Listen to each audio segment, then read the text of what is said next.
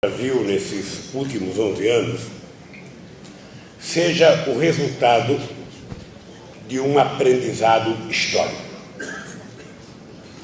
Todos vocês sabem que eu fui dirigente sindical, fui um ativista do movimento popular, fui um ativista de partido de esquerda, fui ativista da esquerda da Igreja Católica Brasileira, das famosas comunidades de base da Igreja. Fiz todas as greves que alguém poderia fazer no país, eu fiz. Fiz todas as pautas de reivindicação que alguém poderia fazer no Brasil, eu fiz. E quando eu cheguei à presidência, caberia a mim tentar provar se eu seria capaz de fazer tudo aquilo que eu achava que os outros deveriam fazer. Portanto, eu cheguei ao governo com uma parte da sociedade com muitas dúvidas com relação a saber se um operário seria capaz de governar o país, e ao mesmo tempo que uma parte da sociedade tinha muitas dúvidas, eu tinha muita certeza de provar que eu seria mais capaz do que aquela parte da elite que tinha governado o Brasil até aquele momento. E comecei o meu discurso de posse, o meu discurso quando eu ganhei as eleições, foi um discurso muito humilde. Não teve nenhuma fanfarrice da minha parte. Eu dizia apenas o seguinte: eu primeiro vou fazer o necessário, depois eu vou fazer o possível, e se der, a gente faz o impossível. Portanto, e eu dizia que se ao terminar o meu mandato, cada brasileiro ou cada brasileira estivesse tomando um café de manhã, estivesse almoçando e estivesse jantando, eu já teria realizado a obra da minha vida. Vocês percebem que eu não pensava muito grande.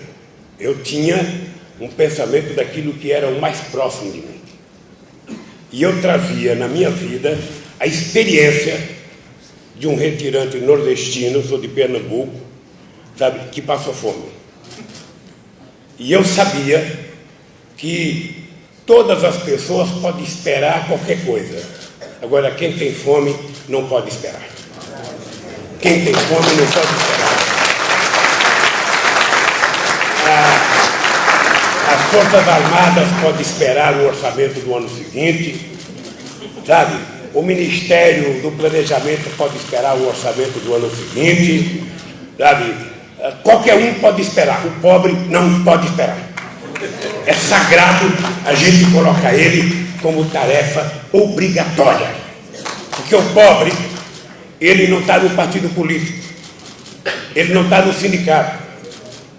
Eu teve um tempo que eu acreditava que a fome, sabe, eu dizia, o pobre tem que passar fome para aprender. E quando eu fui criando consciência, eu fui aprendendo que a fome não leva um homem à revolução. A fome leva um homem à submissão. E o faminto não tem força para brigar. Para que essa política pudesse dar certo,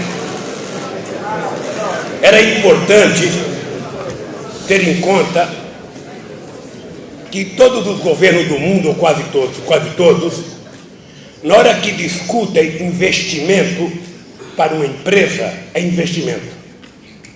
Na hora que discute investimento para qualquer coisa, dinheiro para qualquer setor, é investimento. Quando se trata de discutir as coisas do pobre, é gasto.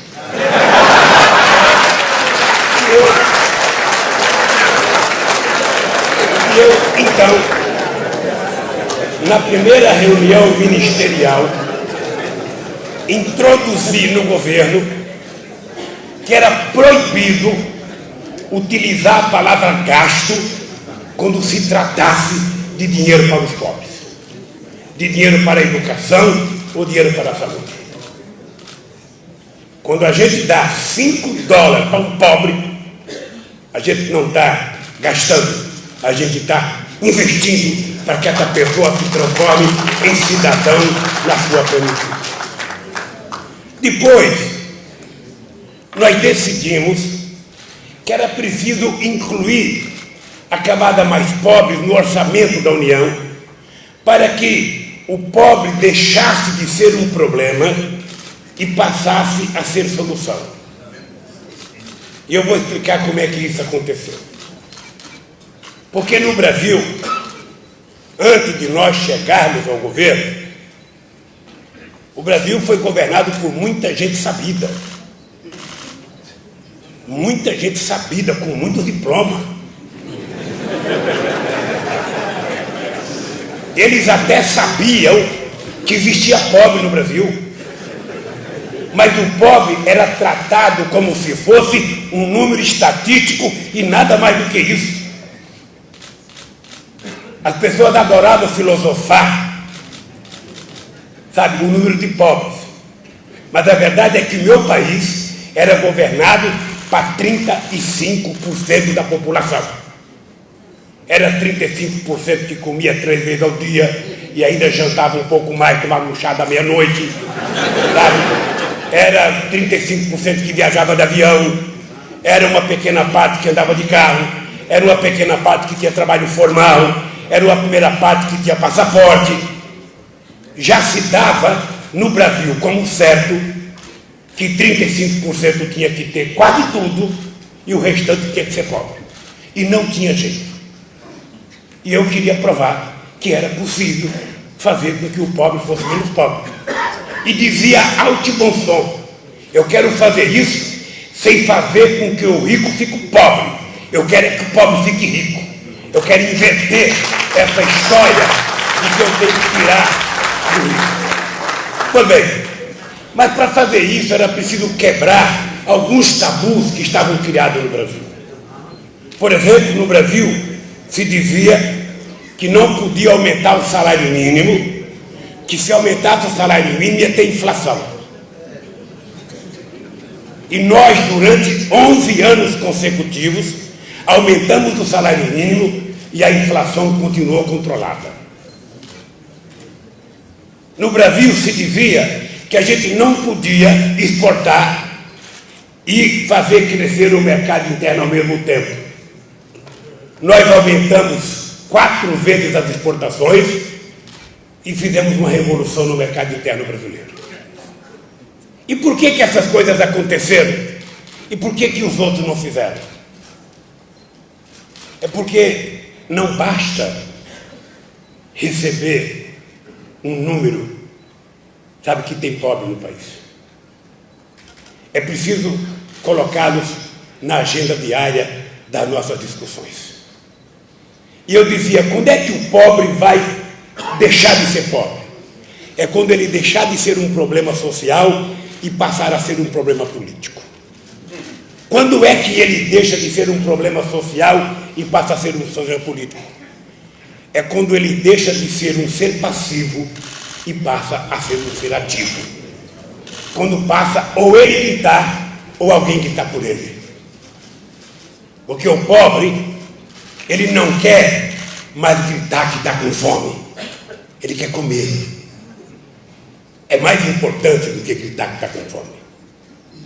Então o que nós fizemos no Brasil foi exatamente isso, mudar uma série de conceitos e compreensões que se tinha da parte mais pobre do Brasil. E fizemos algumas coisas que vocês vão compreender. Faz 11 anos no Brasil que cresce a renda dos mais pobres. 11 anos que cresce a renda média da sociedade, 11 anos que cresce o aumento de salário dos trabalhadores e 11 anos, sabe, que os pobres ganham uma seção maior. A renda média cresceu 35% da sociedade e a renda dos pobres cresceu 66% nesse período. E qual foi o milagre? Quando o programa Fome Zero não foi criado no meu governo. Ele foi criado por mim no Instituto de Cidadania em 1992. E o programa Fome Zero foi levado por mim ao presidente Itamar Franco. E nós então dissemos ao presidente Itamar Franco o que eu disse ontem ao presidente José Eduardo.